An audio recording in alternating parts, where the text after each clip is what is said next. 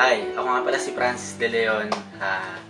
Nandito ako para mag-advise sa inyo about true love. Number 1, make sure na pag nagmahal ka, kailangan mo intindihin yung mga bagay na hindi mo kayang mabago sa partner mo. At lalong-lalo na, yung mga bagay na hindi mo kayang baguhin pag nagmahal ka. Sabi nga nila, change what you cannot accept, accept what you cannot change. Ano? Make sure na pagmamahal, kailangan mong intindihin ang mga bagay na pwede mong mabago, lalo-lalo na yung mga bagay na hindi mo kaya mabago sa taong mahal mo. Mababago? Eh, paano kung timer yung babae, mababago mo? Paano kung pango? O, mababago mo rin. Diba? Hindi natin mababago yun. Maloloko ka lang kung hihintay mo magbago yung babae. Diba? Hindi natin kayang baguhin ang ugali ng isang tao, isang babae, isang lalaki. Kaya, tanggapin natin. Diba? Yun! Payo ko lang sa mga tunay na nagmamahal na lalaki, make sure that you will love your partner till the end of your life. No matter you get same, you get back same, or not. Siguraduhin mo pag nagmahal ka, ay mamahalin mo siya ng buong buo habang nabubuhay ka sa mundong ito. Nang hindi umaasa na mamahalin ka ng katulad ng pagmamahal mo sa kanya. Basta ang importante doon, mapadama mo na mahal mo siya. Anong sabi? Make sure that we love your partner till the end. Ano ka? Niloko mo sarili mo? Wow! W-O-O-W. Wow! Ulam yun, boy!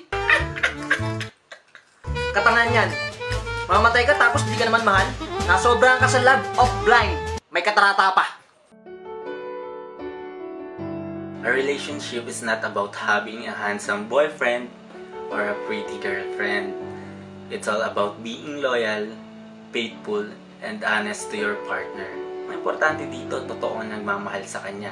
Kahit ano pang tukso ang dumating, hindi ka papayag. Hindi yung may maglalandi lang sa'yo sa Facebook, papalandi ka na. May mga manghihingi lang na number mo, bibigay mo na. Dapat parehas ka sa partner mo. Nakipag-relationship ka sa kanya dapat maging totoo ka. Na daw, guys, a relationship is not about having handsome boyfriend or a having pretty girlfriend. Ang dami na nagmamahal ng maganda at gwapo ngayon. Kaso hindi nagtatagal. Tapos anong sabi pa? It's all about being loyal, faithful, and honest to your partner. Eh di wow! Honest! Meron honesto sa channel 2. Sa dami-dami yung social media. Sus naman, landiin lang ng gwapong lalaki yan dun sa FB. Ibibigay na number niyan. Wala kang honest at loyal ngayon. Maghihiwalay lahat kahit gaano katagal kasi nagkakasawaan. Tandaan nyo yan.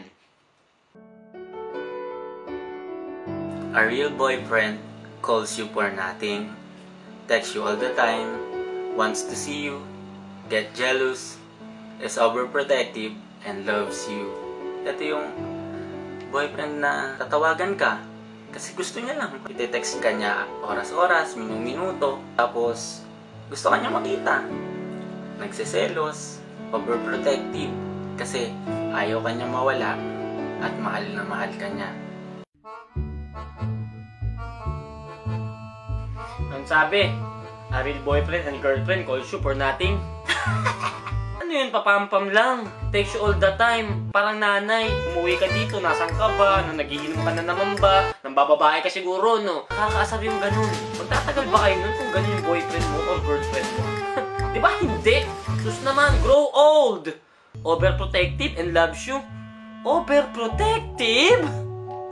Sakal yun. Huy, gumising ka. O, paano na yung mga kaibigan mo? Hindi mo na masasamahan. Diba? Tsak, pamilyar guys sa salitang to, forever. Tsak, maraming hindi naniniwala at marami rin naniniwala. Totoo, forever exists. If you believe, ikaw at ako, tayo ang bumubuo ng kanya-kanya nating forever. Bilang magkarelasyon, nasa inyo ang desisyon. If forever exists, or forever is not existing. Sa totoo lang ako, nakita ko na yung forever ko. Siya si Camille Liwanag Galilea. Siya ang babaeng gusto kong makasama hanggang pagtanda at hanggang mamatay kaming dalawa. Yun. So that's why forever exists. Ang sabi, forever exists. May forever ba? Oo, meron forever. Dun sa SM, Forever 21. Tuto naman tayo, di ba? Niloko na nga tayo, may forever pa. Forever? Hindi ako naniniwala sa forever. Teka. May alam mo forever. Kanta ng side A. Walang forever. Lahat ng tumatagal, naghihiwalay. Tandaan nyo yan.